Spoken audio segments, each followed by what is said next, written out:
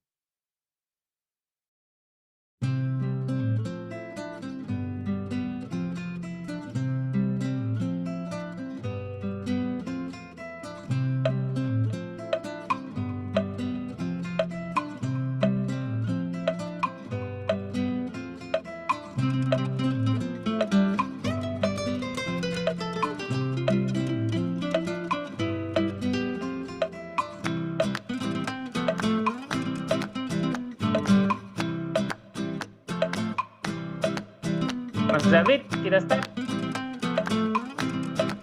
Boleh. Oke.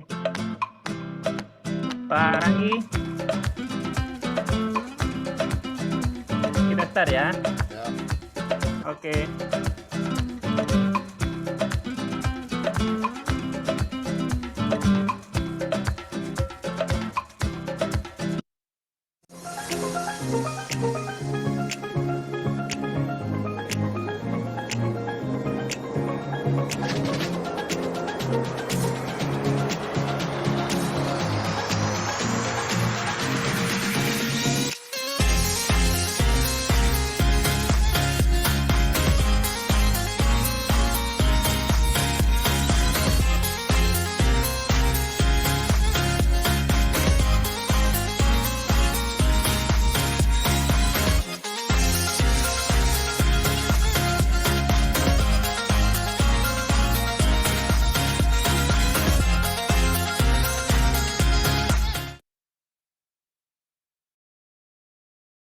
Halo rekan-rekan project manager, selamat malam kepada semua peserta Pranks. Pranks hari ini kita di session ke-72 akan segera kita mulai. Pertama-tama perkenalkan, saya Bimo, saya bersama dengan PMI Chapter Indonesia sebagai salah seorang board member di bagian program. Saya yang akan menjadi moderator pada Pranks hari ini. Di belakang layar ada bersama kita Mas David sebagai VP program yang mengelola Pranks dan rekan-rekan dari komite program yang lain. Selamat datang kami ucapkan kepada rekan-rekan project manager semua. Pranks seperti biasa adalah sesi mini seminar yang dipersembahkan oleh Project Management Institute Chapter Indonesia kepada rekan-rekan semua komunitas project managers sebagai suatu media untuk bertukar pengalaman, untuk menambah pengetahuan, melakukan sharing ide-ide positif dan untuk membangun networks.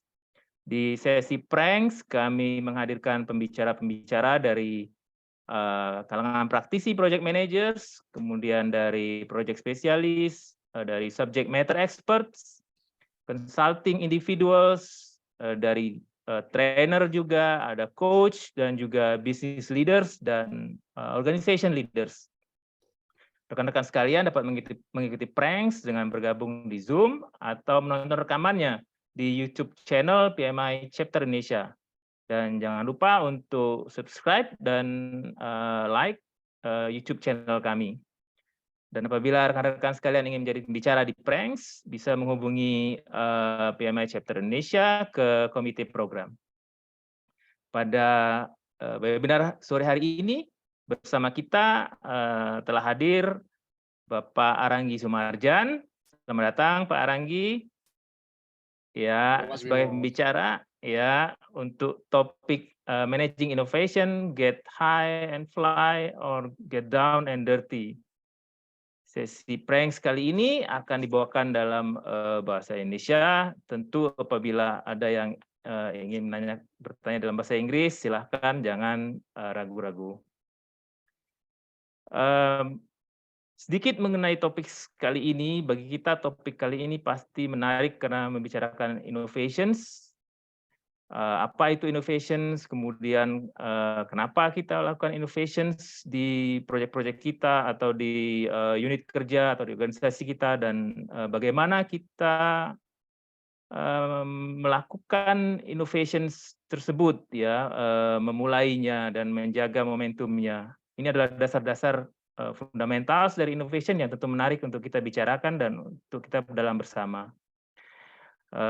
Dalam PM Box Guides ya kita tahu ada proses-proses seperti manage project knowledge, kemudian pada saat kita close project itu sering sekali kita lakukan lesson learn.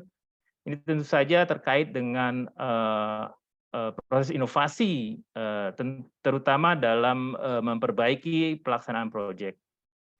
Dan di sesi prank kali ini kita akan berbicara dengan narasumber kita, Pak Aranggi, tentang innovation by design ya. Jadi secara strategi memang kita formulasikan rencana untuk melakukan inovasi tersebut, baik di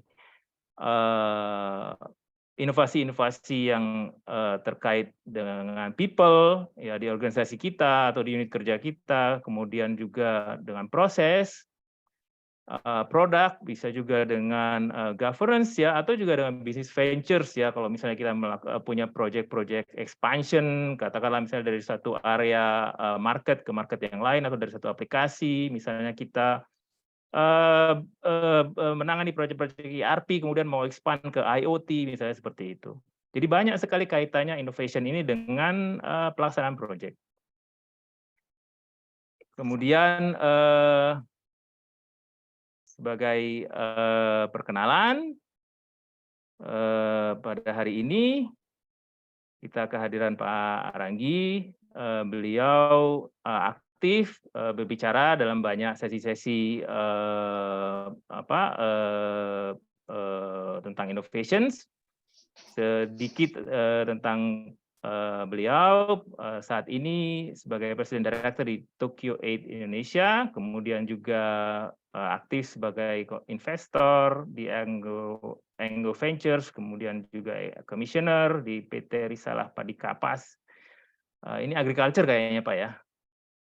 Iya, kemudian Pak Aranggi juga banyak terlibat di startup ya, di Clevio, kemudian di fintech, di duithp.com ya. Sebelumnya Pak Aranggi sebagai corporate man ya di ThyssenKrupp Elevator dalam berbagai function dan dalam berbagai level ya. Sebagai desainer, kemudian engineer, kemudian terlibat di manajemen dan leadership team, terakhir mungkin sebelum aktif sebagai founder ya Pak ya, bisa dibilang ya di banyak startup itu Pak Aranggi bekerja sebagai Director Sales and Marketing di ThyssenKrupp Elevator. Pak Aranggi memiliki bachelor degree di manufacturing engineering dari University of Memphis, kemudian juga master postgraduate diploma di University of Northampton. Untuk lebih mengenal Pak Aranggi, silahkan rekan-rekan yang ingin kontak, ingin get connected melalui LinkedIn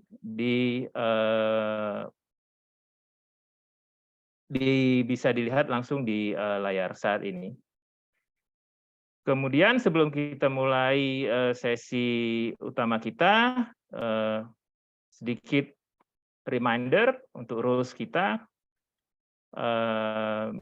Harap mute, mematikan ya, dan mematikan kamera supaya kita bisa lebih konsentrasi dan juga bisa lebih mengikuti sesi dan tidak banyak gangguan. Kemudian untuk pertanyaan-pertanyaan dari rekan-rekan silahkan submit di chat box. Dan sesi ini akan direcord dan e-certificate akan diberikan kepada semua partisipan dan untuk member PMI chapter Indonesia akan diberikan video auto submissions oleh chapter, dan untuk recordingnya nanti akan bisa dilihat di YouTube channel. Happy learning dan give us feedback untuk hal yang menarik dan hal yang kurang menarik. Jangan ragu-ragu.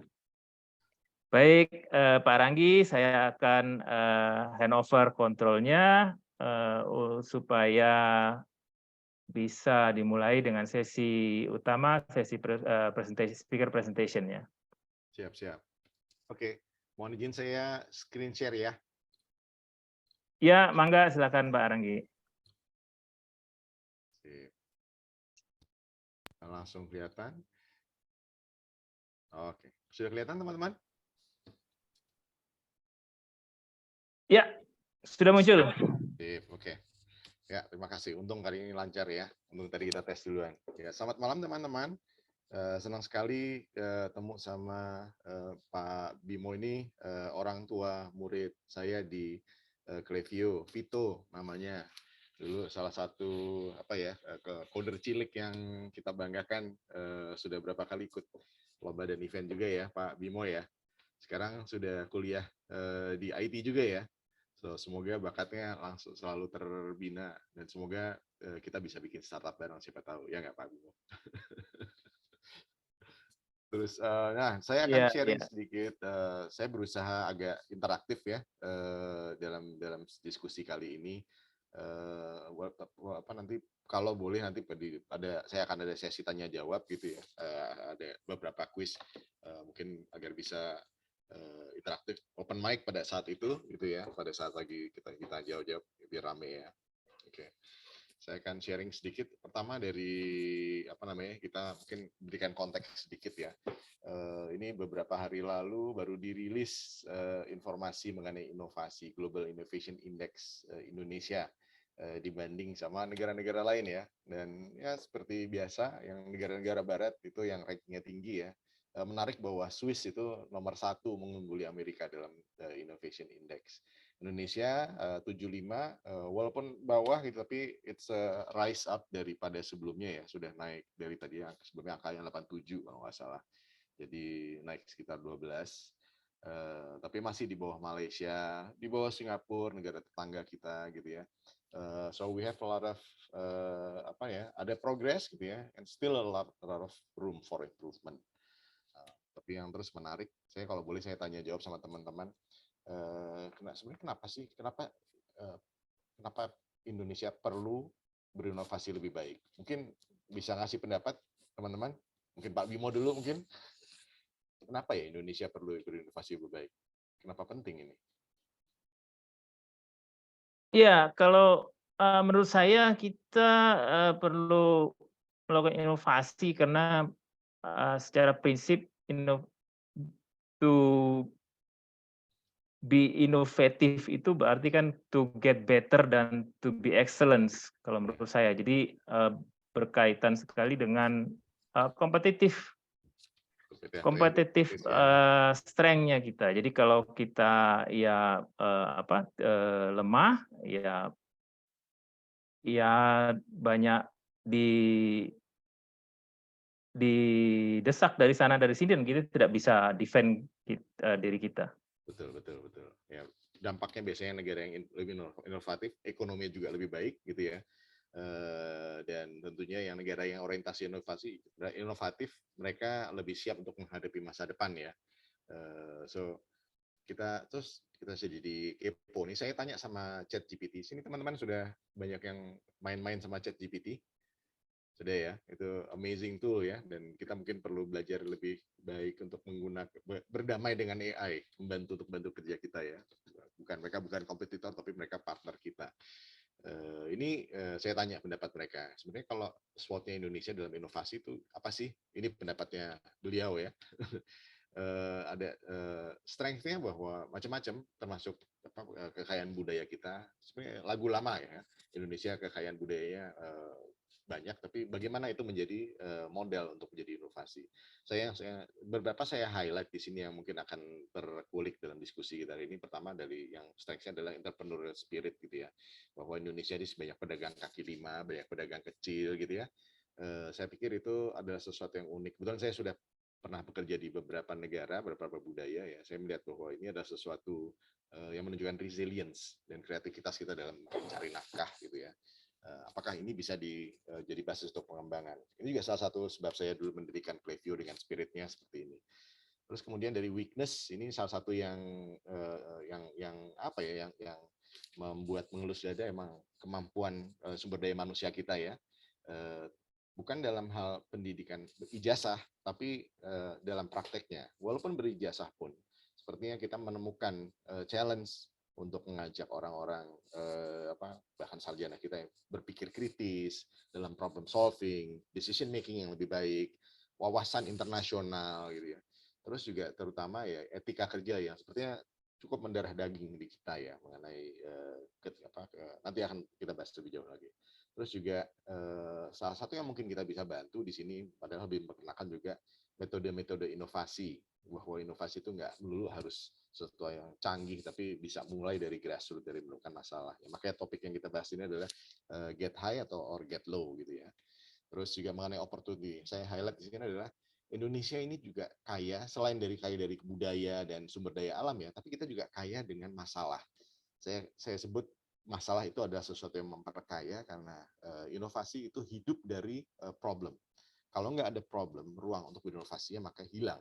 So, bersyukurlah kita warga negara Indonesia. Ini salah satu sebab saya juga pulang ke Indonesia untuk mulai berstartup ria gitu ya. Karena waktu saya di Singapura yang terakhir sebelum saya pindah pulang ke Indonesia adalah mencari masalah di sana, cemen-cemen masalahnya. Selain negara yang kecil itu sudah sangat advance gitu ya. Lebih menarik untuk menemukan masalah dan memberikan solusinya di Indonesia. Sementara untuk ancaman kita juga tahu bahwa di Indonesia kita orangnya lebih konformis ya, susah diajak untuk menjadi pionir, untuk menjadi berbeda gitu ya. Kalau mau berbeda boleh, tapi asal berbedanya bareng-bareng gitu kan, ya nggak berbeda. Jadi so this is our understanding mengenai situasi kita. Ini bikin kita unik. Tapi bagaimana kita justru leverage ini menjadi keunggulan gitu nantinya. Terus tadi mengenai manusianya, ini saya pindah nanya sama Google Bard sekarang, AI yang sekarang juga lagi trending topik di 2 minggu terakhir sejak di launch. Ini mengenai work ethics orang Indonesia dibandingkan sama negara yang most innovative countries kayak tadi Swiss, Denmark, Swedia dan lain-lain ya, Singapura. Apa sih yang dikontraskan menurut dia begini, menurut si Bart ya, kita nggak punctual, attention to detailnya kecil rendah, untuk resistance to change saya pikir bukan resist tapi reluctance mungkin ya. Sebenarnya change sih mau sih asal bareng-bareng dan mungkin nggak repot, nggak capek gitu ya.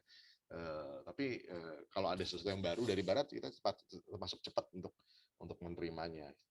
Terus pendidikan kita relatif rendah secara umum ya. Walaupun yang sarjana pun juga saya melihat bahwa kurang di-challenge untuk creative writing, untuk berkarya, berinovasi gitu ya. So harus banyak kesempatan yang kita bisa tingkatkan dalam pendidikan. Terus dari budaya kita juga kita tahu orang Jepang gimana kerjanya ya gitu ya. Tapi walaupun kita kita orang Indonesia rajin sih, rajin ada gitu ya, yang kreatif, yang kerja keras ada gitu ya. Tapi secara umum kita bisa mengakui ini ya hal-hal seperti ini. So, tapi oke, kita accept ini dan bagaimana kita menyikapinya sebagai bagian dari design thinking kita nanti.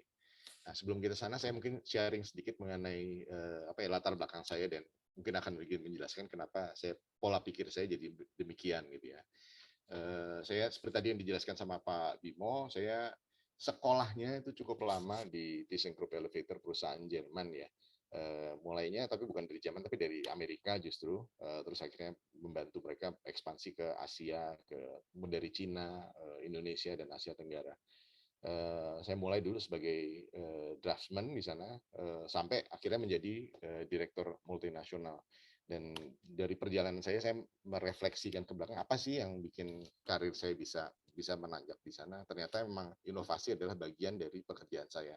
Apa yang saya lakukan baik sebagai draftsman dulu adalah bagaimana terus melihat apa yang bisa diotomasikan ya dalam desain ya, apa yang bisa mempermudah pabrik untuk memproduksi apa yang saya desain ya gitu ya, sehingga hal-hal inovatif itu menjadi terjadi gitu ya, bukan karena bukan karena itu KPI saya, bukan karena pekerjaan saya atau bukan, tapi emang itu karena kebutuhan.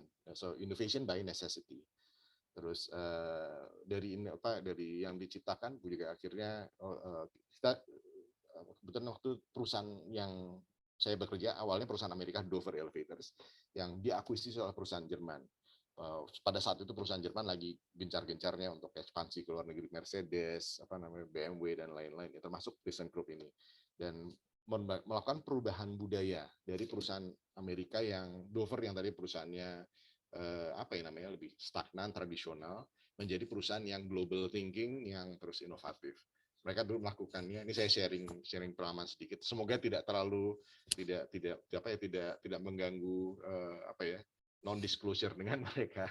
Tapi strategi yang mereka gunakan adalah untuk merubah culture dari perusahaan yang tradisional menjadi modern ini, jadi forward thinking ini susah memang. Jadi yang lakukan adalah dicari orang-orang yang kreatif, yang punya inovatif spirit gitu ya, dikumpulkan dalam satu grup untuk menjadi change maker dan dipisahkan dari pabrik yang lama, bahkan pindah kota gitu ya, sehingga bisa kreatif.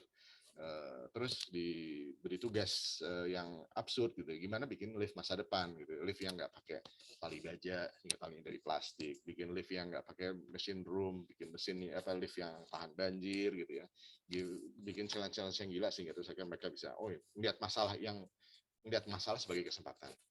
So hasilnya dari situ adalah paten-paten seperti yang diciptakan ini. So it's intentional dari organisasinya untuk melakukan itu. Dan ini dibikin oleh ThyssenKrupp di setiap negara, sehingga terjadi jaringan di mana mereka bisa saling share teknologi. Jadi terjadi di sini saya belajar mengenai teknologi transfer antara negara. Ya, ini memang jadi sekolah yang sangat-sangat berharga bagi saya. Saya bersyukur pada bos saya dulu, namanya Rory Smith. Kalau saya ketemu lagi pasti saya sungkem. Terus juga dari sana juga belajar mengenai sebenarnya negara mana yang belum ada ThyssenKrupp, gimana kita masuk ke sana. Terpaksa sebagai engineer saya juga belajar mengenai marketing, market analysis, business expansion, dan akhirnya juga belajar mengenai perusahaan mana yang bisa diakuisisi gitu ya, dari business condition-nya gitu ya. Terus membantu bagian transisi, dan akhirnya juga cultural adoption, melakukan seperti yang ThyssenKrupp lakukan ke Dover Elevators di Amerika kepada perusahaan waktu itu Pura Kencana yang Dongyang Elevators di Indonesia. Dan itu ke Indonesia, akhirnya saya ditunjuk untuk menjadi CEO-nya, menemukan lagi bahwa ternyata yang terjadi di dunia internasional dan terjadi di Indonesia itu berbeda gitu ya. Seperti yang kita lihat tadi ya, dari SWOT analysis dan etika kerja, cara orang berpikir gitu ya, customer-nya gitu ya, profil kenapa customer membeli gitu ya. Saya menemukan bahwa lift yang kelas kayak ThyssenKrupp, teknologi, kayak jual Mercedes di Indonesia itu susah. Developer di Indonesia itu nggak beli lift for the long run gitu ya, mereka beli lift untuk karena yang gedung-gedung banyak dijual strata title ya, sesudah dipasang liftnya diserah terimakan, developer yang bikin udah bye bye gitu ya, nggak they not responsible anymore terhadap decision mereka atas pemilihan lift itu. Ini sebagai buat contrasting aja, di Singapura kalau lift itu adalah produk yang dipilih pertama dan di kontrak pertama untuk sebelum yang lain-lain dilakukan, bahkan sebelum struktur. Di Indonesia, lift adalah pilihan yang terakhir dan kontrak yang terakhir. So it's an afterthought gitu ya. Challenge-nya jadi di Indonesia banyak gedung-gedung yang liftnya tuh kurang, antara kurang jumlahnya, kurang kecepatannya, kurang kapasitasnya, kurang ruangnya gitu ya. So it's an afterthought. Dan itu masalah sebetulnya buat ThyssenKrupp Elevator. Tapi sebagai kacamata inovatif, kita bagaimana melihat masalah ini sebagai satu kesempatan gitu ya. Kita melihat bahwa itu terakhir. Ini jadi banyak gedung-gedung baru yang liftnya rusak karena kualitasnya rendah gitu ya. Liftnya kurang cepat. Yang kita lakukan jadi di ThyssenKrupp kita fokus, kita melakukan third party service maintenance untuk meningkatkan dari kebobrokan, kesalah pilihan lift dari market itu. Ini sebagai salah satu contoh tadi mengenai get high and get dirty ya. Ini you can get high and dirty also. Ini saya lagi di Taipei 101 di atasnya, lagi inspeksi lift kita di sana. Ini gedung tertinggi di Asia pada saat itu. Tapi inilah untuk inovasi you have to be in both sides. You have the big picture, tapi you also get involved with the detail to have the sense of what the problems are. Si ThyssenKrupp ini seberapa inovatif sih gitu ya. Ini mungkin saya kasih ilustrasi sedikit sebagai contoh aja. Teman-teman sudah biasa yang lihat ada lift bisa jalan naik turun ya, atas bawah. Ya, sudah pernah belum lihat lift yang bisa jalannya tuh ke kiri kanan, ke samping? Ini videonya bisa main ya. Kayaknya nih videonya lagi ada masalah. Oke, saya skip aja biar saya nggak buang waktu. Bisa nih. Bisa, sebentar ya.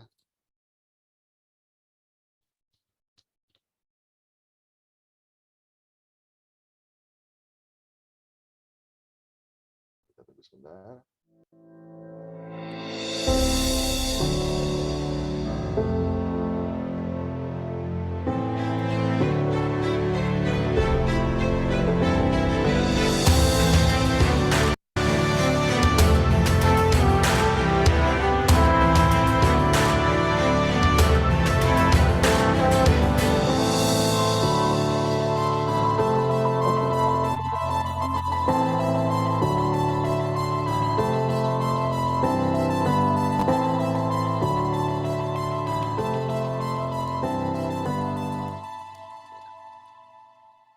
Menarik ya, bisa bahwa ternyata when you're thinking outside the box gitu ya, apa yang bisa dilakukan di luar konvensi gitu ya, the sky is the limit.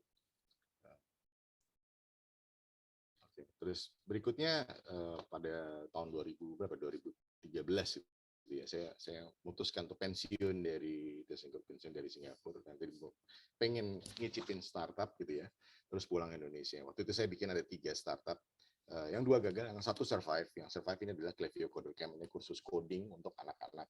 Awalnya untuk mengajarkan anak saya sendiri dulu yang gimana ya cara biar daripada ketagihan game gitu ya, belajar untuk bikin games. Terus kebetulan ada di sini juga Neo, beliau sekarang sudah jadi programmer buat perusahaan Jepang, buat Agrolog. Nanti perusahaan yang saya juga kerjasama juga sama mereka, sama dia juga. Teman sekelasnya Vito mungkin dulu pada Mas Pak Bimo ya. Ini yang kita lakukan di sini juga cukup inovatif, nggak cuma sekedar mengajar coding, tapi juga bahwa ini semua umur. Jadi dari anak SD gitu, kelas 1 SD sampai ke nenek-nenek. Nanti ada video yang menjelaskan itu sedikit. Terus yang kita coba aplikasikan di sini adalah bukan cuma ilmu coding, tapi life skill di 21st century. Jadi kita membuat project based learning agar mereka belajar technopreneurship, membuat untuk bisa dijual produknya dengan cara gamifikasi, dan mereka harus berinteraksi antara satu sama lain, teamwork, sehingga mereka juga belajar social skill di sini. Dan dalam konteks itu waktu itu saya rumuskan konsepnya merdeka belajar merdeka, dan ini saya konsepkan sebelum Mas Menteri kita menggunakan istilah merdeka belajar ya. Kebetulan ada rekamannya juga dari TEDx Talk ini dengan konsep ini di tahun 2018 ini. Waktu itu yang di TEDx dalam bahasa Inggris, yang bahasa Indonesia ini ada share linknya juga saya sampaikan di Bukalapak, di Bukatalks. Tapi ini sebagai ilustrasi aja untuk teman-teman apa sih yang dilakukan oleh Clevio gitu ya. Bagaimana kita mengajarkan mereka, kira-kira begini. Misi adalah mengajarkan 200 juta anak di seluruh dunia, 180 negara untuk belajar coding dalam 1 jam. Di Indonesia, kita sudah menyelenggarakan 666 event dengan volunteers dari Sabang sampai Merauke agar anak Indonesia bisa belajar untuk menguasai teknologi digital demi kemajuan bangsa Indonesia.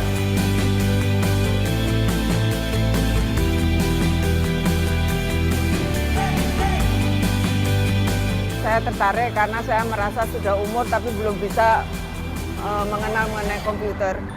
Jadi saya tertarik sekali supaya saya tidak kalah dengan anak-anak. Dengan acara ini kita jadi mengenal teknologi zaman sekarang. Anak saya ajarin coding sejak kecil karena memang dia menyukai coding. Sewaktu masih kecil dia sudah membuktikan bahwa dia bisa, dan kita mau membuktikan bahwa anak Indonesia semua bisa kalau memang mau belajar. Jadi tadi bisa terilustrasi ya, ini bikin mereka bisa coding di mall, di dalam toko gitu ya. Biasanya mereka liburan di weekend pergi ke mall boleh jalan-jalan belanja, tapi di sini malah kita ajak lari-lari belanja di antara diskon baju gitu ya, sama anak-anak dan orang tuanya, termasuk sampai tadi nenek-nenek tadi. So ini mungkin bikin ilustrasi sedikit bahwa inovasi itu nggak harus sesuatu yang diciptakan di satu laboratorium, tapi bisa benar-benar inklusif di lapangan. Terus salah klik saya. Berikutnya saya pindah, saya sudah saya masih di Clevio, tapi dilanjutkan oleh Bu Siska sebagai CEO-nya. Sekarang saya tetap sebagai komisaris di sana. Tapi terus saya pindah, saya meluangkan waktu saya untuk belajar mengenai fintech.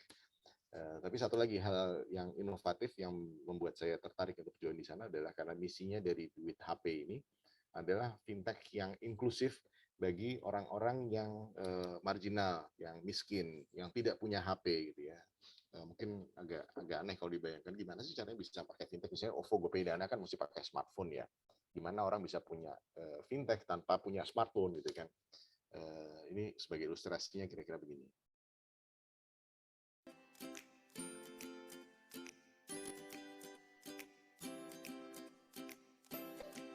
Ilustrasinya ada belanjanya ya, korban bencana dan voucher makan. Voucher makan itu diinjek ke wajahnya. Dia nggak perlu datang bawa smartphone. Dia datang ke tokonya, ke warteg, cuma bawa wajah aja, nggak usah bawa KTP, nggak usah bawa rumah. Dan dari foto bisa ketemu KTP-nya, identitasnya, dia masukin PIN-nya untuk konfirmasi bahwa saya pengen belanja di sana. Dan pilih vouchernya. Dan sesuai dari voucher yang sudah dikirim dia bisa belanja. Dia bisa beli makan senilai Rp15.000. Dan barangnya juga bisa difoto. Setelah di-scan barcode, barangnya difoto. Ini sudah kita gunakan untuk membantu ratusan ribu korban bencana dari banjir, gempa, gitu, dari Sabang sampai Merauke.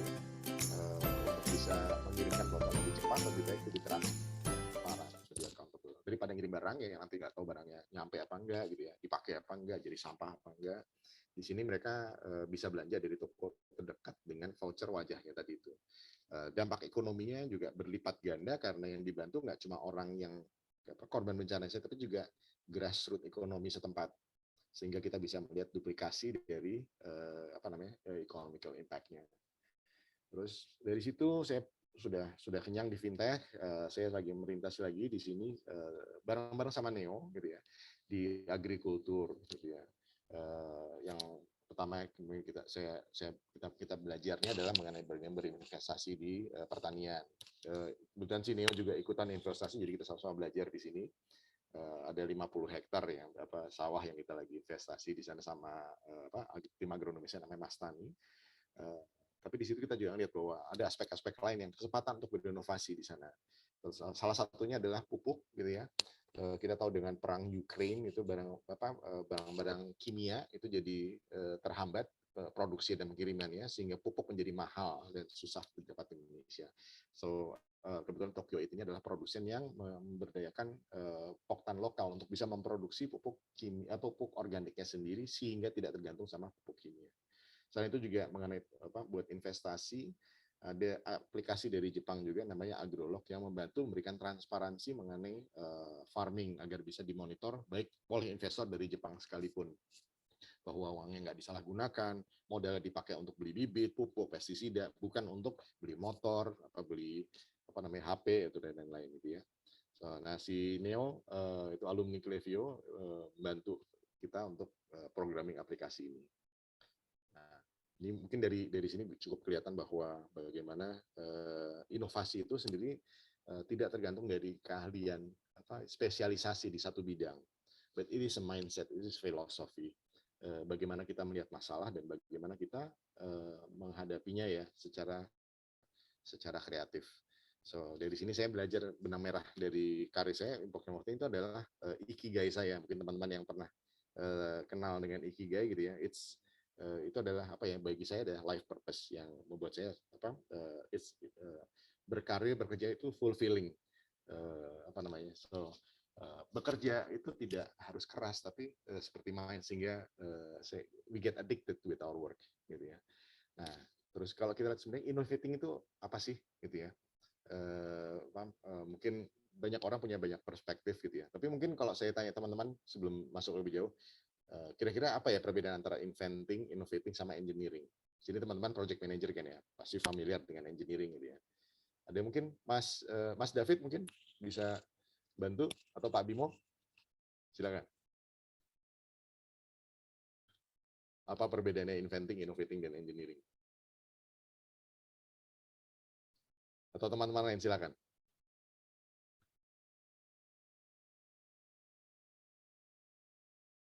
Oke. Nggak ada yang berani ya. Masih blank, Mas. Oke. Jadi kalau gitu semoga bermanfaat nih. Ini perspektif saya sendiri. Mungkin orang lain nggak setuju sama saya, tapi ini perspektif saya. Saya bedakan dengan konsepnya seperti ini. Jadi kalau inventing itu, ya, itu ada irisannya sedikit sama innovating. Itu adalah new creation of technology. Di mana kita menciptakan teknologi yang baru. Biasanya kalau di dalam perusahaan itu adalah the big R, research-nya. Kalau ada R&D, ini adalah R-nya. Untuk bagaimana menciptakan teknologi, belum tentu ada pakainya, tapi it's just to invent it. Belum tentu itu scalable, belum tentu itu monetizable, belum tentu itu bisa bisa menghasilkan return on investment. Tapi it's a long term investment.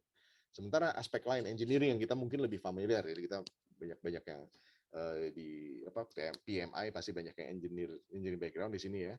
Itu adalah mengenai bagaimana mengadaptasi teknologi yang diciptakan oleh inventors ini ke real world aplikasinya. Bahkan belum tentu harus yang karyanya sini ya, bisa teknologi lama, memakai roda ya misalnya, itu kan bukan invensi lagi ya, sudah ada dari zaman kapan gitu ya, tapi bagaimana menggunakan roda itu di produk kita. So it's about the application of that. Nah, this is the D ya, the big D, development dalam R&D. Nah, innovating itu adalah irisan dari itu sebetulnya bagi saya ya. Yang di highlight di sini adalah bukan mengenai produknya sendiri atau bukan bukan engineering sendiri, tapi justru apa yang saya highlight di sini adalah new value application of technology. Value-nya itu adalah manfaatnya. Bagaimana dia bermanfaat berbeda kan. Jadi inventing tanpa innovating itu belum tentu dijual. Engineering tanpa innovating itu ya value-nya commodity. Jadi orang udah tahu lah bolpen itu ya fungsinya gimana. So the value of ballpen is just a pen. Tapi kalau kita bisa bikin inovasi mengenai bolpen, it has extra value, additional value. So about value, saya highlight sedikit ilustrasinya begini. Kalau inventing itu membuat angka, jadi ada 3. Jadi sekarang jadi ada base value 3. Engineering itu leverage value itu menjadi 3 kali 3. Menjadi scalable, reproducible gitu ya, bisa marketable, bisa dijual gitu ya. Jadi it's a multiplier. Nah, innovating itu apa? Innovating is the power. Is what makes it exponential. Kalau kita melihat dari 3 komponen ini gitu ya. Sekarang kalau gitu mana dari 3 hal ini, inventing, innovating, dan engineering, yang paling dependent, yang paling tergantung, yang paling ringkih, paling rentan? Kira-kira yang mana, Mas Bimo? Yang paling rentan ya.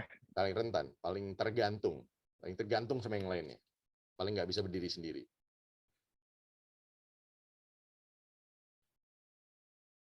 Mungkin innovating ya. Innovating ya. Karena buat innovating kita harus bisa sedikit inventing dan bisa juga engineering gitu ya.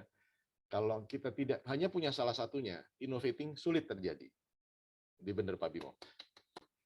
Ya, Pak, nanti sepeda mininya bisa diambil belakangan Pak. Mungkin harus di announce dulu kalau ada sepedanya. Jadi nanti banyak yang nanti banyak yang jawab. Siap. Gitu. Mungkin sebagai pemanis ya, sebagai pemanis kalau saya memberikan kuis, kebetulan saya dari Clevio juga, kita sudah menyiapkan nanti ada voucher untuk ikut kelas-kelas Clevio ya. Vouchernya nilainya Rp250.000 untuk bisa digunakan di kelas AI, kelas Artificial Intelligence Clevio. So, kalau yang jawab nanti jangan diborong sama Pak Bimo aja ya, karena Pak Bimo anaknya sudah pintar Clevio. So, ini kembali lagi ke topik ini gitu ya. Nah, sekarang kalau kita untuk bisa melakukan innovating, kita harus ngerti lebih bisa inventing, lebih bisa engineering. Kira-kira apa yang bisa membantu kita di dalam 2 hal itu ya? Banyak sih tools-nya macam-macam ya, tapi yang mungkin saya highlight di malam ini ada 2 ya. Inventing, tools yang favorit saya adalah design thinking gitu ya. Bagaimana kita bisa melihat masalah dan membuat itu menjadi kesempatan bikin solusi. Dan kedua adalah agile development principles. Teman-teman sini pasti lebih ahli juga daripada saya mengenai agile principles ya. Tapi kan saya highlight kira-kira hal apa yang relevan dengan ini. Terus kalau kita lihat sebenarnya di innovation management sebenarnya udah ada ISO-nya sejak tahun 2019 kalau nggak salah. Itu masih sifatnya guidebook, jadi bukan kayak ISO buat safety atau quality gitu ya. Lebih sifatnya guidebook dan bisa dipelajari, dan kelihatannya sih cukup kompleks ya sebagai contoh ini. Tapi saya coba sederhanakan, saya coba saripatikan kira-kira ada apa saja sih yang bisa dilakukan untuk memulai. Ada 4 gitu ya. Pertama saya lihat adalah ada culture-nya di atas ya, innovative culture-nya. Dan tadi kita di depan kita sudah address sedikit ya mengenai culture-nya Indonesia dibanding sama negara-negara yang inovatif. Terus kedua mengenai leadership, yang saya pikir ini penting karena if we want to change, it begins with the leader. Change leadership itu yang akan menjadi triggernya sehingga innovative culture ini bisa di foster, bisa cultivated. Terus sudah itu baru kita ngomong mengenai tools-nya untuk bisa memproduksi inovasinya. Salah 2 tools yang bisa membantu di aspek yang bagian sini adalah design thinking dan agile development ini. Kita lihat juga tadi di strukturnya, konten strukturnya dari ISO itu, yang di sini masuknya adalah intent, opportunities ini adalah problem itu ya. Problemnya mau diselesaikan enggak ya. Kalau semakin urgent semakin besar intentnya. Dan hasilnya adalah innovation value, nilai ya. Nilai itu semoga monetizable, tidak selalu monetizable, bisa juga dalam bentuk social value, social impact gitu ya, manfaatnya bagi masyarakat.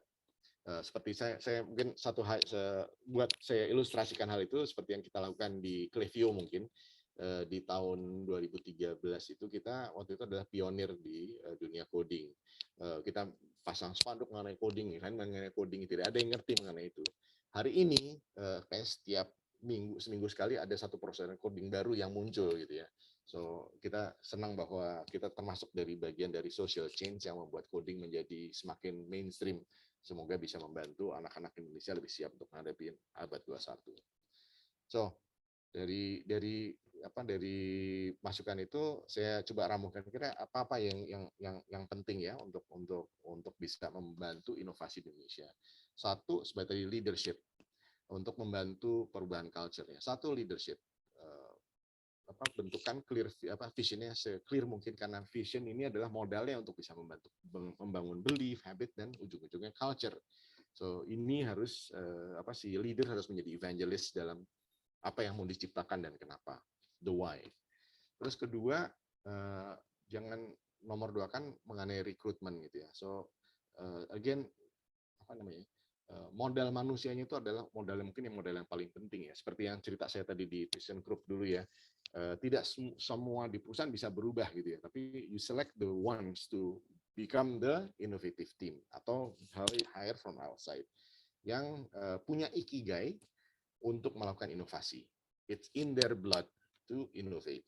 Jadi sehingga kita nggak harus merubah orangnya gitu ya. So if you cannot change the people, change the person gitu ya. Terus nomor 3 adalah fasilitasi mereka, berikan mereka resource untuk berkarya, challenge, kesempatan, network, platform untuk bisa berkarya sebetulnya. Dan kemudian terakhir adalah play hard, play fair, play well. Anggapannya seperti sport, it is a sport. Kalau kita nggak punya atlet yang unggul, ya, latihan yang bagus gitu, gimana mereka bisa jadi juara gitu ya. So in the end kita bisa monitor dan bisa pacu mereka untuk jadi juara dengan bermain sebaik mungkin. Again, have to play fair gitu ya. Kalau nggak fair, culture-nya rusak gitu ya. And play well to for the greater good agar sustainable. Berikutnya adalah design thinking. Teman-teman mungkin juga sudah familiar mengenai design thinking ya. Yang paling saya suka adalah it begins with empathy gitu ya. Sebelum kita bisa menemukan masalahnya gitu ya. Dan jangan buru-buru untuk kita ide dan bikin prototype. Banyak orang yang merasa inovasi itu adalah gimana kita come up with idea and then make the prototype immediately. No, it begins here. Berapa banyak perusahaan Indonesia, perusahaan besar BUMN gitu ya, yang punya aplikasi. Buat setiap hal itu punya aplikasi. Kita ada aplikasi, ada app-nya buat ini, ada app buat itu. Tapi akhirnya app-nya nggak kepake. Dan orang yang pakai pun dia nggak ngerasa nggak kebantu gitu ya. So beyond app, ya banyak produk-produk lain juga yang it shouldn't have been existed gitu ya. It shouldn't have been invented bahkan gitu ya. If only they do better jobs di beginning sini. Ya. So it begins with empathy with the problem. Nah, sesudah itu terjadi, design thinking itu hasilnya bukan produk sih. Sebenarnya hasilnya adalah prototype yang sudah tervalidated untuk diterusin menjadi produk yang scalable and repeatable. Disinilah masuknya agile untuk bahwa bagaimana mengkonversi si konsep produk konsep ini menjadi sesuatu yang monetizable, scalable untuk bisnis gitu ya, bisa memberikan dampak secara ekonomi. Dan yang saya bicarakan di sini, saya nggak berbicara mengenai Scrum, Kanban, sprint dan lain-lain. Banyak konsep agile, metodologinya banyak. Tapi sebenarnya agile sendiri yang saya highlight di sini adalah it's about the principle. Yang kadang-kadang dikurangi nilainya dengan tools yang salah, dengan aplikasi di tempat yang salah gitu ya. So prinsip yang paling besarnya adalah 4 ini, bahwa it's persons over process. Jadi si tim tadi yang tim untuk memproduksi kreativitas ini gitu ya, make sure they are the best person and then trust them that they will deliver. Terus give them the resource to do that. Kalau orangnya tidak deliver, terus ya, biasanya kalau kita perspektif manajemen ya, udah kita bikin aturan KPI dan lain-lain untuk memforsir agar orang ini perform gitu ya. No, masalahnya adalah you chose the wrong person. Kalau you chose the wrong person, it requires you to manage them to perform gitu ya. Misalnya salah pilih pemain bola gitu ya. Terus saya kasih KPI, saya kasih reward, saya kasih aturan agar dia main bola lebih benar. Ya, salahnya pemain bolanya ya salah gitu kan. But if you have the right seed gitu ya, then you can cultivate it well. You can kasih practice, kasih latihan, kasih fasilitas, then they will perform. Kira-kira begitu. So go back to the agile values and principles untuk akhirnya bisa bikin timnya perform, merealisasikan hasil dari design thinking tadi. Nah, ini sekarang kita masuk main-main nih. Dan ini seperti saya janji nih, kalau yang banyak jawabnya nanti dapat hadiah voucher dari Klaviyo untuk kelas AI ya. Ini boleh dibuka mic-nya gitu ya. Tapi nanti yang jawab boleh tulis namanya di ini ya, di chat box ya, agar saya bisa assign vouchernya buat siapa gitu ya, atau nomor HP atau emailnya sehingga saya bisa kirim. Ini kita mulai dari sini dulu nih ya. Ini mengenai golden nuggets dari orang-orang pintar ceritanya gitu ya. Ini ada yang bilang nih, you can't just ask customers what they want and then try to give that to them. By the time you get it built, they want what? Yang bilang itu siapa? Ada yang bisa nebak? Siapa yang penebak pertama? Silakan. Langsung aja.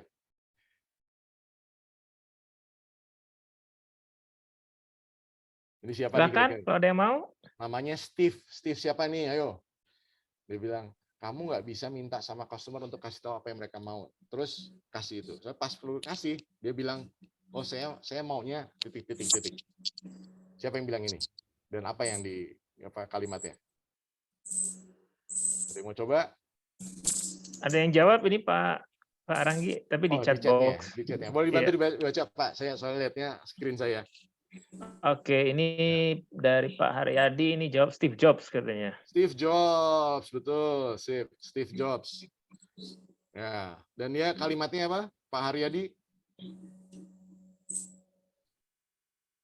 Kira-kira tebakannya apa?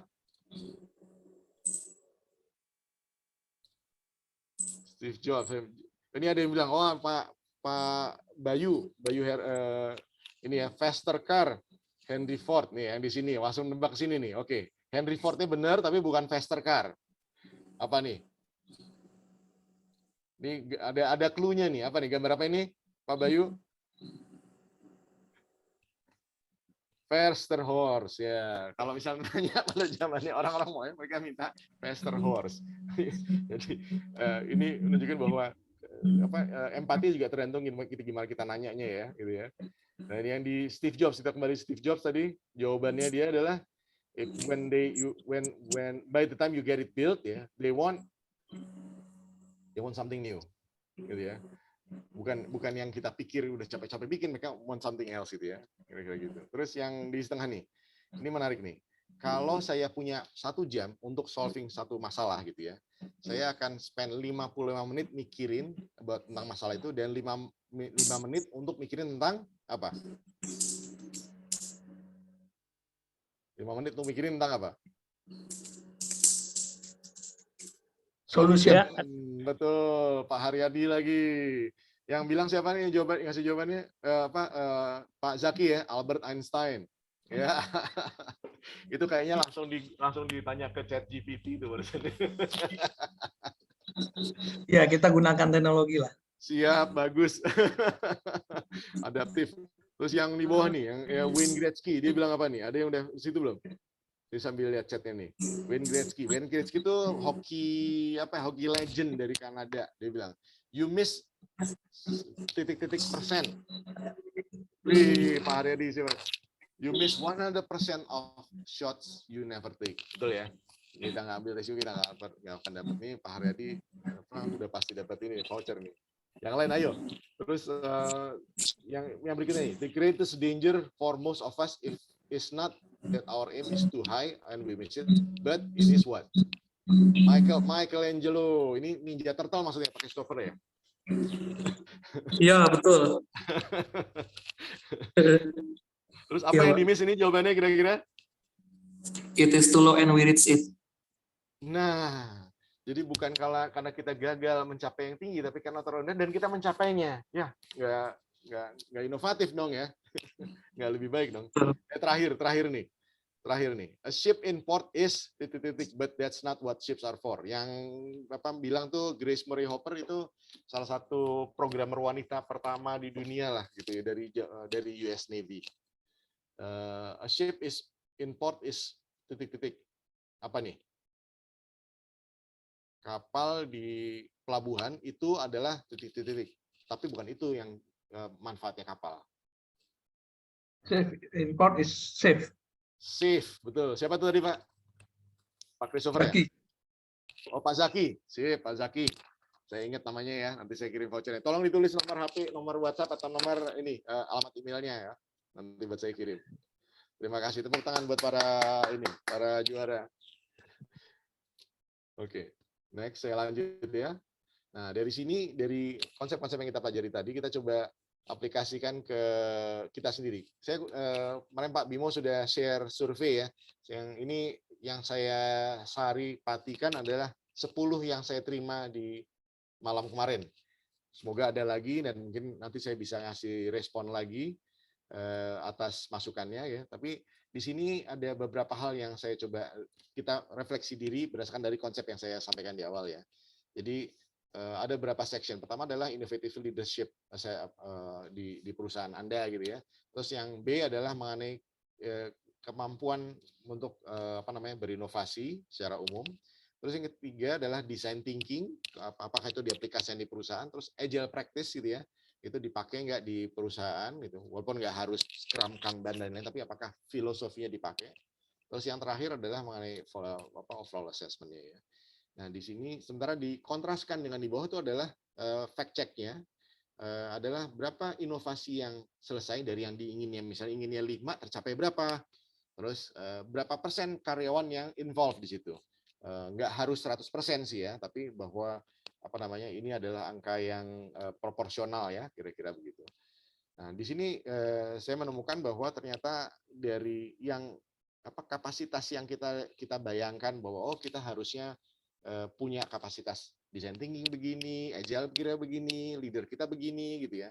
Dan kalau kita saya ngeliat dari gelombang pattern-nya saja ya gitu ya. Saya ngeliatnya ada korelasi nih gitu kira-kira antara tinggi rendahnya dari hasilnya yang dicapaikan dalam inovasi gitu ya, dan juga korelasi dengan employee involvement-nya ya.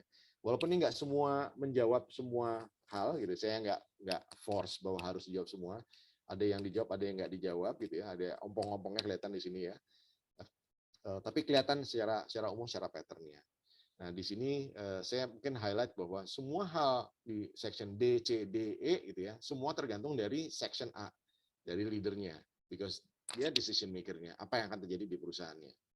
Nah, ini kalau kita kupas lagi lebih lanjut gitu ya di section A mengenai leadernya gitu ya, ini semoga bisa membantu clarity gitu. Kira-kira sebenarnya apa sih yang keunggulannya sudah ada dan apa yang bisa diimprove sih dari leadership di perusahaan tersebut gitu ya. Ini sebagai contoh yang di sini ternyata leadernya di sini unggulnya adalah di risk taking ya.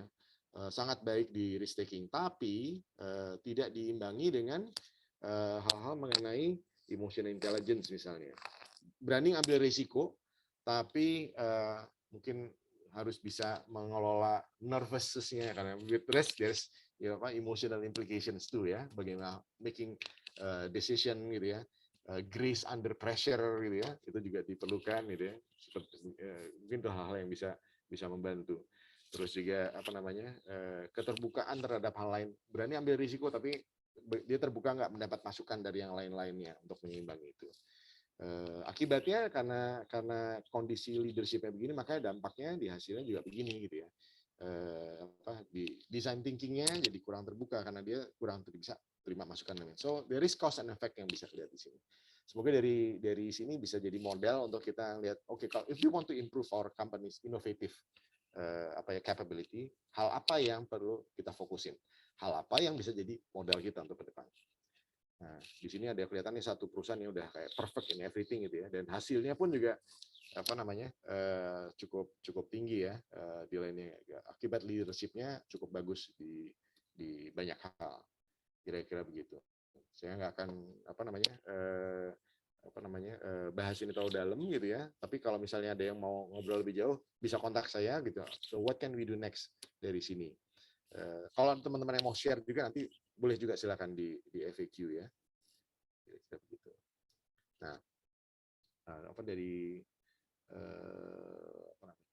dari sini kita masuk ke golden nugget lagi, tebak-tebakan lagi nih ya. Silakan teman-teman yang tadi belum dapat voucher, yang belum menang voucher bisa lebih cepat menjawabnya ya. Ini mungkin sesuatu yang agak unik yang masih lebih susah ditemukan di ChatGPT, biar lebih fair buat semua. Ya. Statementnya gini, if innovating is the art, in the state of art, ya, is the state of the art, gitu ya, then the innovator must be the what? Kira-kira apa nih?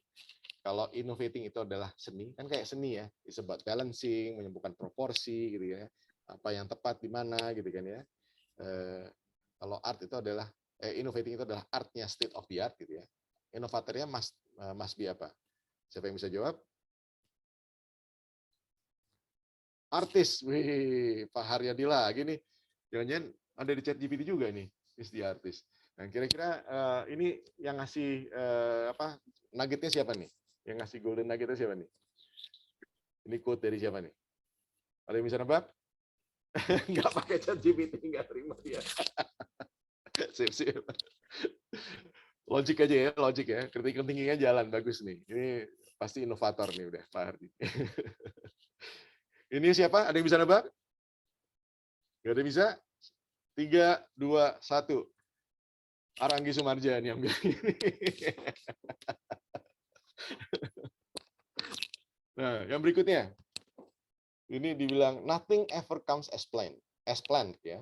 Don't fail to plan to titik. Apa nih jawabannya? Don't fail to plan to apa? Kan kita tahu ya dalam project management ya. To fail. Don't fail to plan to fail. Jadi gagal itu juga sesuatu yang kita harus siapkan ya. Itu sebab kita perlu plan B, plan C gitu ya. Bahkan kadang-kadang gagal itu yang dicari juga karena dari situ jadi kesempatan untuk problem solving jadi kan ya.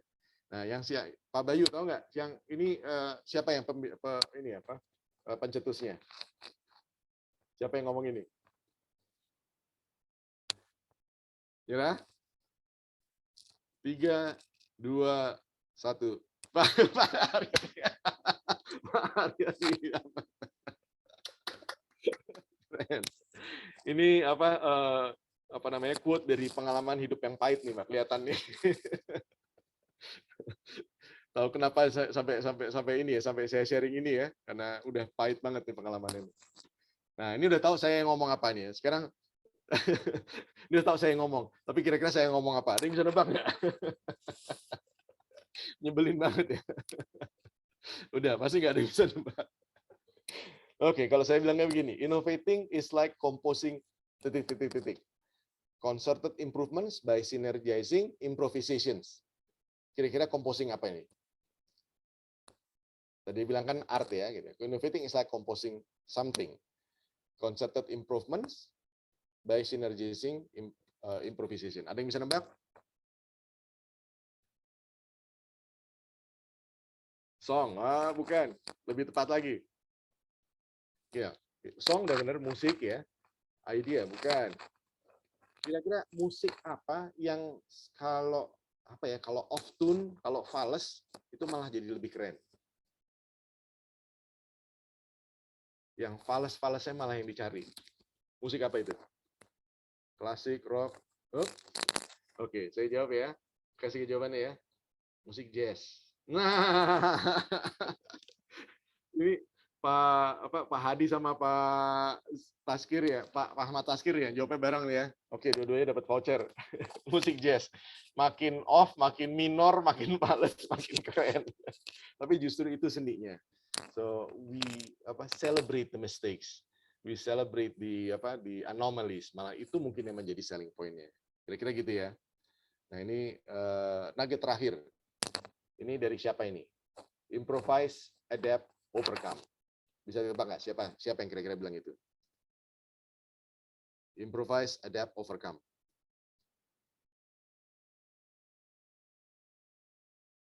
Mungkin bukan personnya, tapi organisasinya. Ada yang bisa nebak? Dan ini kelihatan ilustrasinya ya. Ini bagaimana inovatifnya. Betul ya. US Marine Corps. Ya. Improvise, adapt, overcome. Dan mereka sangat menjiwai ini, mereka lakukan ini dalam pekerjaan mereka gitu ya. Pakai anjing robot, pakai bikin drone, bahkan bikin drone killernya juga gitu ya. Bikin masalah dan bikin solusinya sendiri gitu ya. Bahkan nggak harus yang canggih-canggih mengenai bagaimana bantuin temennya untuk untuk manjat gitu ya. Ini pakai ikat pinggangnya dia sendiri gitu ya. Itu juga sesuatu yang inovatif. So, inovasi bisa datang dari mana saja, tapi mulai dari masalah. So, dalam konteks ini saya juga ingin mengajak juga, tadi saya sampaikan ada voucher-voucher untuk ikut kelas AI di Clevio. Ini akan terjadi di tanggal 28 Mei, kira-kira berapa? 2 minggu lagi ya, 2 minggu lagi. Di sini kita akan belajar bagaimana kita memperkaya diri, memperdayakan diri dengan AI sehingga kita tidak out-competed sama mereka.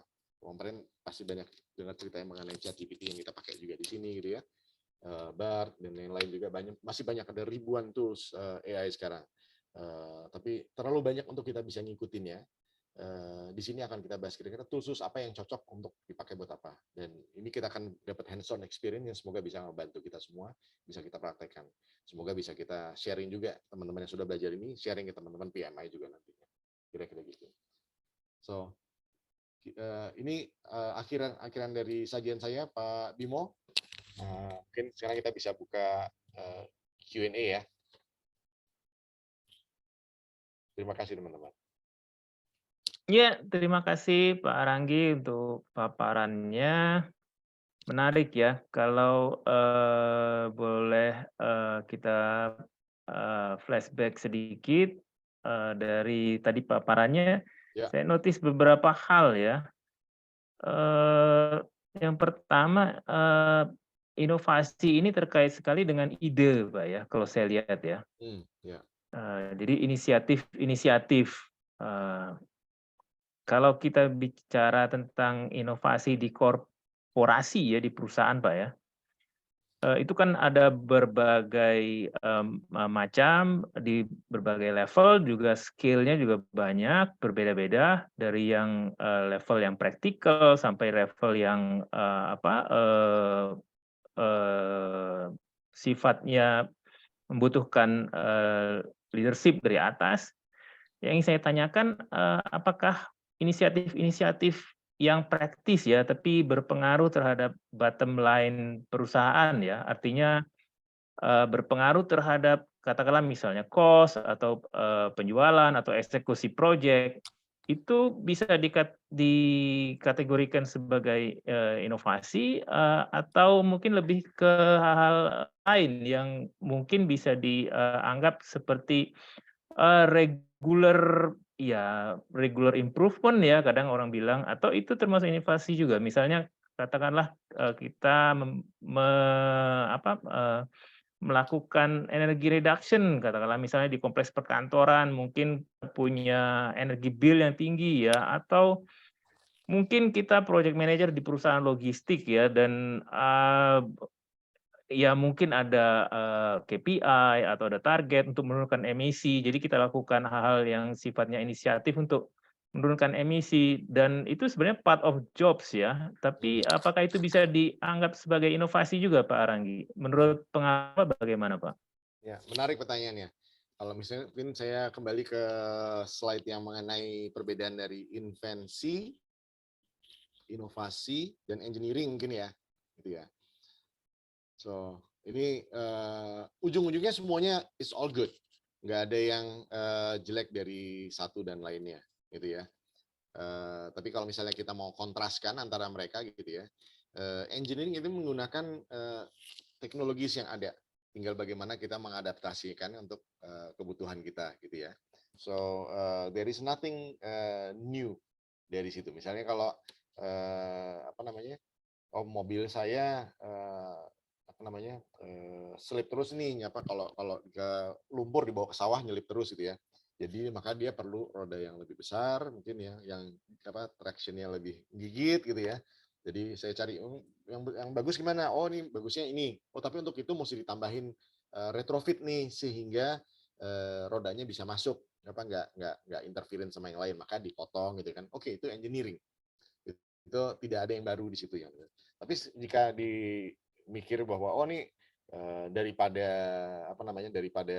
pakai roda gitu ya, bagaimana kalau kita misalnya pakai diganti sama bentuknya yang kayak kaki sehingga bisa jalan di sawah sekaligus gitu ya. Nah itu solusi baru tuh, harus memerlukan ada invensi untuk bisa melakukan itu. Itu sudah dilakukan di robotics gitu ya. Ada kayak tadi robot anjing yang bisa melakukan itu, tapi belum ada di mobil nih gitu ya. Gimana kita bisa repurpose inovasi itu ke mobil kita, itu inovasi. Dan hasilnya ini memberikan value baru yang ada newness di sini yang market apresiasi, memberikan value. Ini this is more than just a car. This is not a robot yang jalan sendiri. This is something that I can use gitu ya. So ada value innovation di situ. Baik, kira-kira analoginya kira-kira begitu Pak Bimo.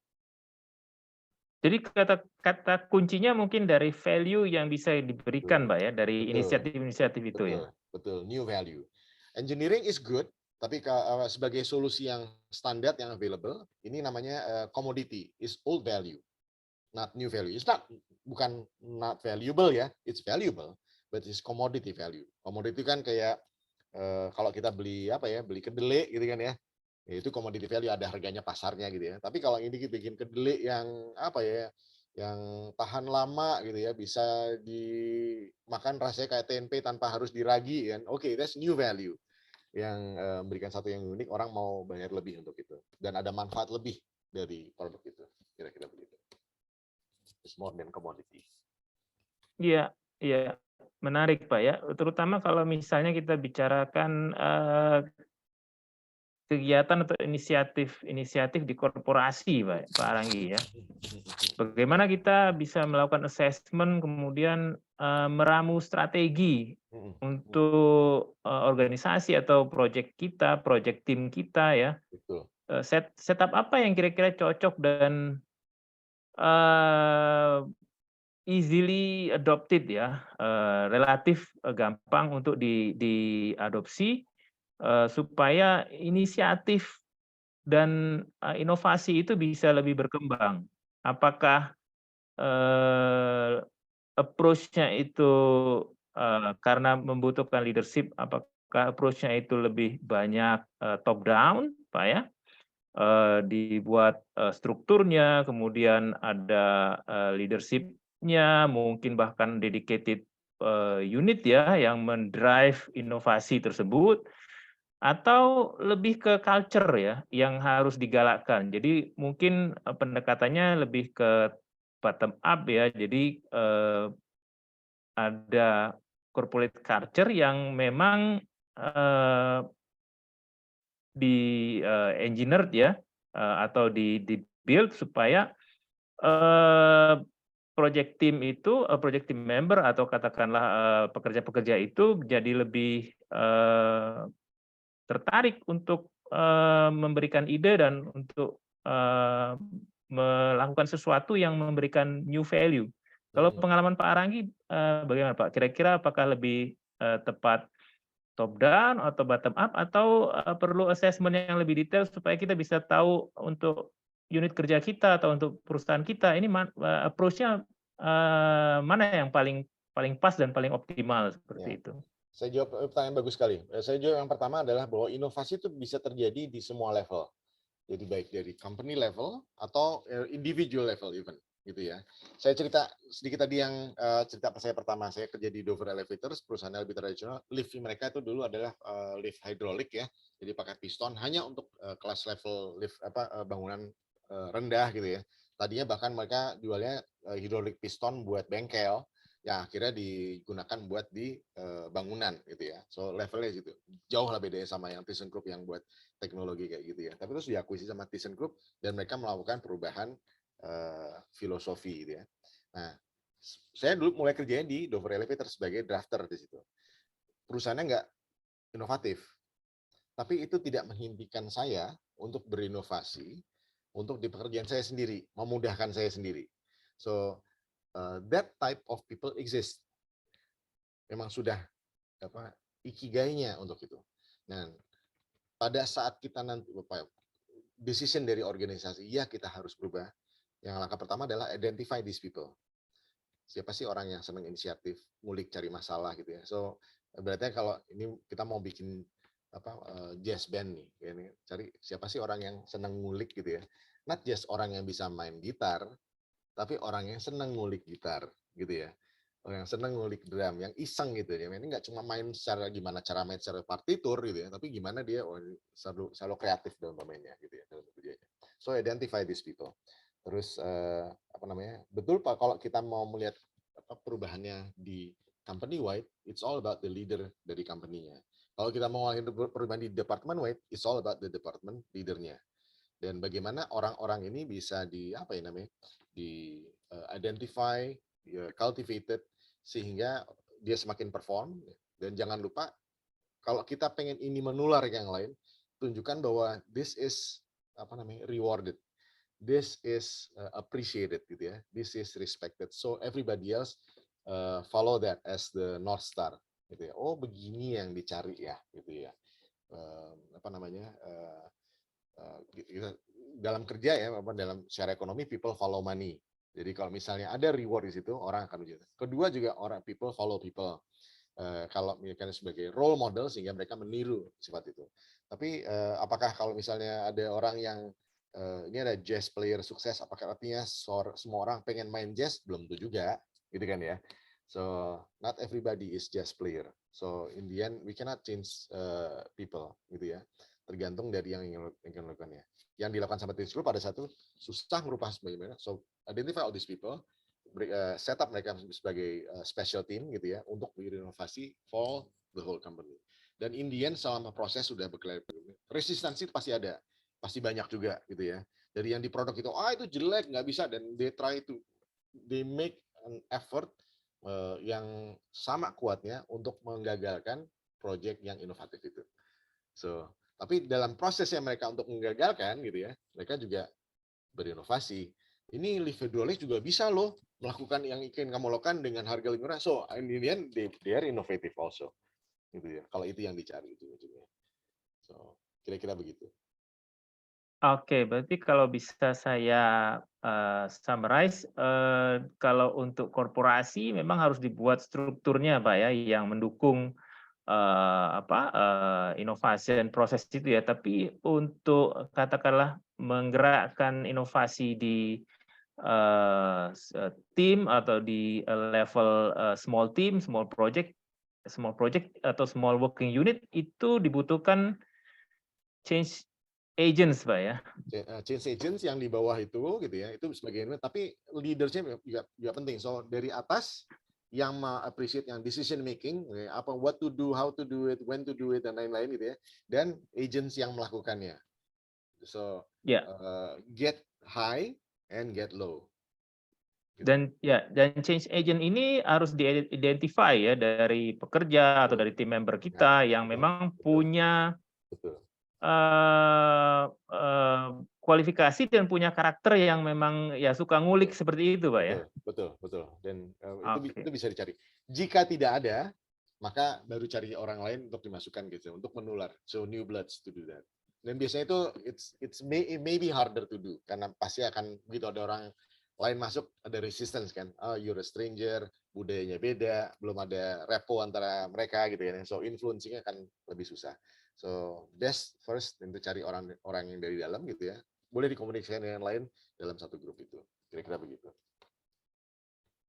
Oke, kemudian ada pertanyaan Pak Ranggi dari audiens, ini dari Pak Haryadi ya di chat box. Pak Haryadi menanyakan sejauh mana penerapan AI ini Pak di pekerjaan dan mungkin bisa spesifik bagaimana ChatGPT ini sebagai teknologi bisa digunakan sebagai tools untuk membantu kita bekerja Pak ya. Ya. Pandangan Pak Ranggi gimana Pak kira-kira Pak? Ya, ini ada yang bilang kalau nggak salah CEO-nya Google ya, Sundar Pichai, dia bilang bahwa pekerjaan, kalau nggak salah dia ya, pekerjaan yang terancam itu adalah knowledge workers, karena yang dilakukan oleh si AI seperti ChatGPT yang buat language ini itu it's more than search engine gitu ya, bisa membantu untuk summarizing, comparing, contrasting gitu ya, in a communicative manner, mirip seperti yang kita lakukan sebagai manusia sebetulnya. Mereka bukan manusia, mereka nggak sentient gitu ya, tapi proses mereka berpikir gitu ya, yang sebenarnya lebih sederhana daripada kita, tapi hasilnya seakan-akan bisa kayak manusia.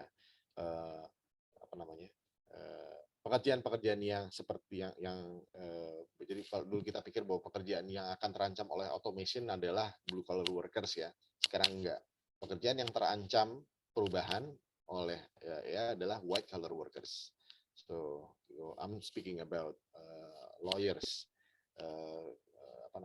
consultants gitu ya, bahkan dokter, saya bahkan dalam beberapa hal saya melakukan konsultasi psikologi sama chatbot gitu ya, sehingga saya bisa lebih memahami perspektif orang lain. Kalau secara psikologi saya coba bisa lihat dari sini kan, tapi kalau saya nanya orang lain gitu kan, mereka juga punya ada psychological feeling kan, ada emotional yang kok nanya begitu ya. Tapi kalau sama chatbot saya bisa nanya mengenai perspektif psikologis tanpa harus khawatir mengenai menyakiti perasaan orang lain kah, gimana gitu ya.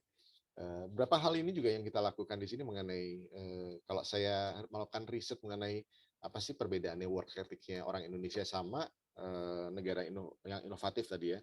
Kita tahu kira-kira, tapi untuk merumuskan itu saya harus baca berapa artikel, mengumpulkan menjadi satu, saya sampaikan. Ini saya lakukan dengan sedikit prompting ya, 2 atau 3 kali prompting, dapat ini jawaban ini, kira-kira begitu. Seperti yang saya tunjukin di layar ini. So it should help our work very well. Tapi berapa hal yang mesti kita pelajari. We need to learn how they work sebetulnya. Gimana sih mereka ngambil keputusan ya si AI ini, dan bagaimana kita learn to manipulate that for our need. Bagaimana kita melakukan promptingnya dengan baik gitu ya. Untuk ini saya mesti assign dulu mereka sebagai apa, kasih berapa masukan gitu ya, sehingga terus saya dapat jawaban yang saya cari. But this is much better than daripada cuma nyari di Google Search. Kalau Google Search yang kita melakukan, kalau udah ngerjain itu, maka informasi jadi masukan. Tapi itu bisa relevan, belum tentu bisa juga nggak relevan. This is customized answer for my need, for this presentation, for this slide. Kira-kira begitu. Ya. Demikian juga untuk misalnya bikin kontrak gitu ya. So aspeknya macam-macam. Buat marketing, buat social media, buat content creator, this is very helpful. Dan pilihannya antara kita mau belajar beradaptasi dengan AI atau kita akan dipunahkan dengan orang yang beradaptasi dengan AI. Pilihannya cuma 2 itu.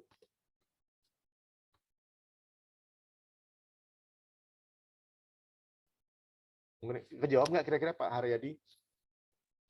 Terjawab, Pak. Terima kasih. Jadi nanti berarti Kita nanti ketemu di gaji-gaji kelas ya Pak ya. gaji-gaji orang yang white collar itu akan lebih rendah jangan-jangan Pak nanti dibanding yang gaji-gaji yang Bisa jadi. Iya, malah karena pekerjaan udah yang ada AI gini, jadi orang yang white collar jadinya betul, semakin tergantikan dan bisa jadi dari sisi salary akan itu turun jauh ya. white collar yang tidak pakai AI ya Pak ya, Ya, itu sangat mudah tergantikan. Bahkan dokter yang nggak pakai AI sangat bisa digantikan. Dokter yang ini ya, yang sifatnya ini ada apa gejalanya apa, maka resepnya ini. Itu kan bisa dilakukan oleh AI kan, gitu Pak ya. Iya, iya. Jadi ini tapi beda dengan dokter yang apa ya, menghibur Spesialis. ya. bukan spesialisme bisa diganti dengan AI. Mengenai pengetahuan itu bisa digantikan. So knowledge worker bisa digantikan oleh AI. Tapi dokter yang menghibur, aduh ibu sakitnya apa gitu ya. Oh sakit lagi sini. Aduh ini saya pijat dulu ya gitu ya. Nah AI nggak bisa pijat ya. So salah satu aspek yang how do we survive against AI adalah we need to learn to be more human. Oke. Karena itu yang manusia yang AI tidak bisa lakukan. So to understand apa sih sebenarnya keunggulan kelemahan kita sama AI dan bagaimana kita bisa bersinergi sama AI. Itu yang kita harus belajar. Kita nggak pelajarin di sekolah soalnya Pak. Oke. Terima kasih Pak. Ya, sama-sama. Pertanyaan dari Pak Yanda Satria. Apakah definisi kita menggunakan AI hari ini harus bisa menggunakan ChatGPT atau lebih luas lagi seperti membuat program AI atau tidak, cara pola pikir AI atau yang lainnya Pak? Saya coba langsung bantu jawab ya Pak Bimo ya. Ya, silakan Pak Aranggi. Ya. ChatGPT memang yang paling populer sekarang gitu ya. Ini cuma dalam sekian bulan itu udah ratusan juta users, kayaknya belum pernah ada aplikasi lain yang growth-nya seperti si ChatGPT ini. Dan itu yang jadi benchmark-nya buat yang lain-lain. Produk turunannya juga ada gitu ya, banyak macam. Jadi for a new entry mungkin itu yang bagus untuk dimulai. Dan kalau ikut di kelas kelas AI-nya Clivio nanti juga akan mulainya dari situ. Tapi ada tools yang lain juga yang lebih khusus untuk hal-hal yang seperti untuk image, untuk sound, untuk video, bahkan untuk kontrak, untuk legal ada yang lebih khusus gitu ya. ChatGPT mulainya dari segmen yang generik. Microsoft juga mengembed produk-produk Office-nya dengan Copilot untuk nanti kalau saya berapa bulan lagi, kalau tadi saya tadi pagi baca, saya lupa di bulan apa, tapi nggak jauh dari sekarang. AI akan lebih embedded ke dalam PowerPoint, ke dalam Excel, ke dalam Word gitu ya, untuk membantu kita menulis surat. Ke dalam BART bahkan sudah embedded juga di Gmail. Pada saat kita menulis reply email, kita bisa minta didraftin reply-nya gimana. Kalau kita misalnya, saya mau minta refund dari hotel gitu ya, karena saya nggak jadi ke sana gitu. Gimana agar meyakinkan agar dia ngasih saya refund misalnya gitu. Itu bisa membantu gitu ya. Bikin sales page gitu ya untuk customer itu bisa ngebantu. Jadi banyak bahkan terlalu banyak untuk kita bisa pelajarin sendiri. Setiap hari saya pantangin terus perkembangan AI yang baru gitu ya. It's too much for anyone to learn it sebetulnya. So yang kita bisa lakukan adalah gimana kita cari sumber source yang bisa membantu mengkurasikan perkembangan AI ini yang cepat banget ini menjadi sesuatu yang meaningful dan bisa kita cepat adaptasi dan pakai. Kira-kira begitu. Ya. Yang pertama mengenai membuat program AI. Ada juga Pak, itu tools yang untuk membuat AI sesuai kebutuhan kita sendiri untuk melatih AI. Kalau nggak salah si Neo, anak saya juga lagi explore itu. Dia kemarin saya lihat lagi bikin AI untuk main games dan belajar main games di komputernya. Bikin game apa? Tron ya, Neo ya? Untuk AI lawan AI.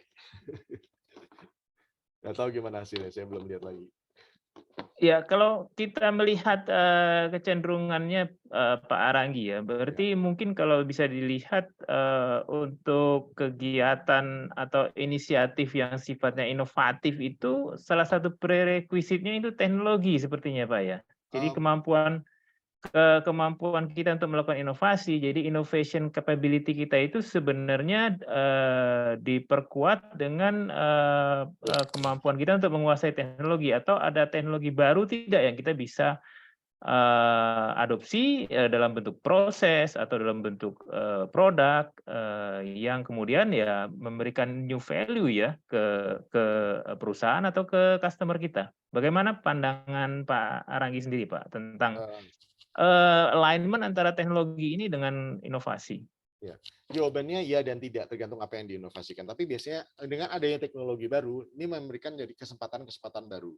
Ini sebagai contoh ceritanya YouTube. Waktu itu video streaming company startup itu ada beberapa macam-macam. Tapi YouTube yang jadi berkembangnya cepat karena pada saat mereka rilis, saat itu ada teknologi yang mempermudah memperingan streaming YouTube streaming online gitu ya, agar lebih ringan gitu ya, lebih mudah. Dan teknologi itu di launch-nya pas YouTube mau berdiri. So YouTube tidak menciptakan teknologi itu, tapi YouTube jadi bisa terjadi enabled because of that technology is available then. Buat yang rilis sebelumnya gitu ya, industri sebelumnya itu kurang berhasil, kurang sukses gitu ya, karena teknologi belum memadai untuk itu. So kita bisa lihat bahwa sebenarnya dengan sekian banyaknya AI yang sangat bervariasi ya, opportunities apa yang terjadi that we can build on top of, itu satu aspek itu. Tapi apakah semua solusi, semua inovasi harus membutuhkan teknologi? Enggak juga gitu ya. But the opportunities is much more dengan perkembangan teknologi yang enabling tadi, invention-nya tadi itu ya. Kalau saya kembali lagi ke slide tadi yang antara invention, innovation sama ini. So the invention ini yang bikin angka 3-nya. Sehingga angka 3-nya ini bisa dikali dan bisa di eksponensialkan. So, it does need the 3. The original 3. Ya. Bantu kira-kira? Iya. Iya, mungkin saya tanya sedikit terkait people, Pak ya. Bagaimana kita bisa mendorong tim, katakanlah tim kita atau proyek tim kita itu untuk tertarik atau lebih giat ya, katakanlah untuk memberikan ide atau melakukan inovatif action seperti itu. Ada pengalaman nggak Pak Aranggi?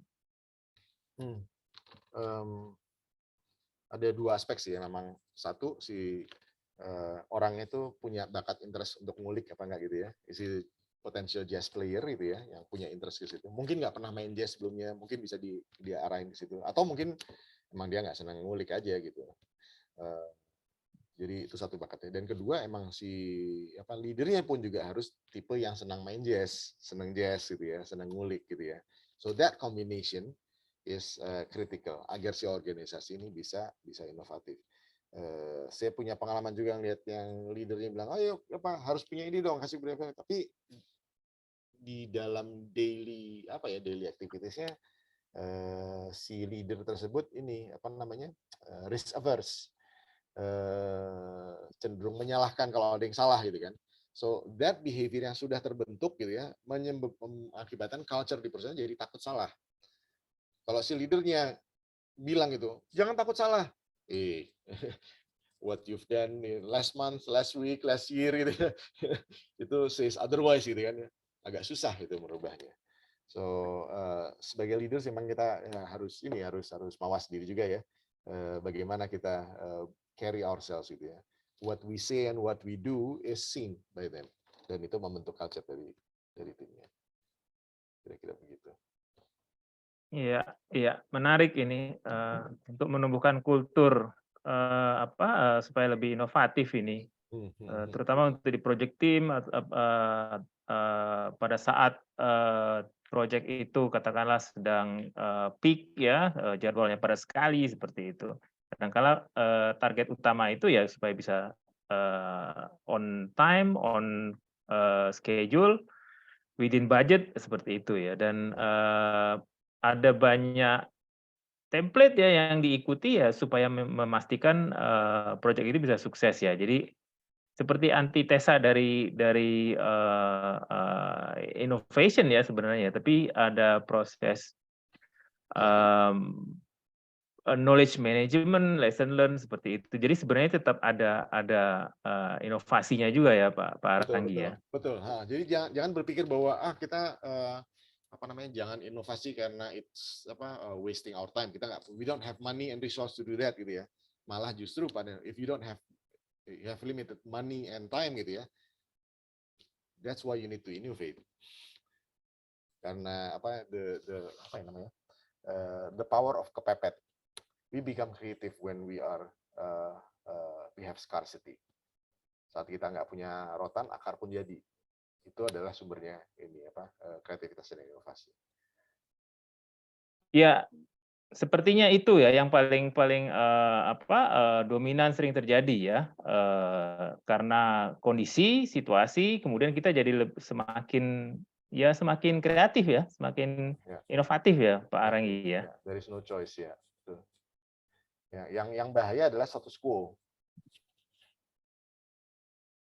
Emang kita selalu begini kok, so value innovation tidak terjadi di situ, ya kan? Jadinya komoditi, gitu kan?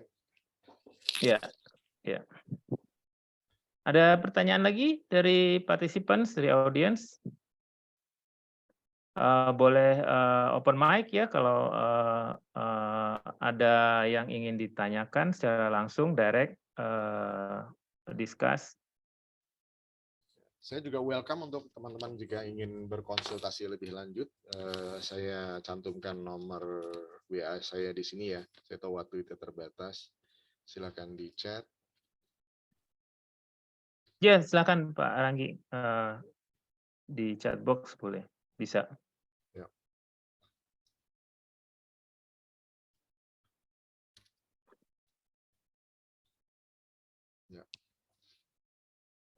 Dan email saya. Oke, ya.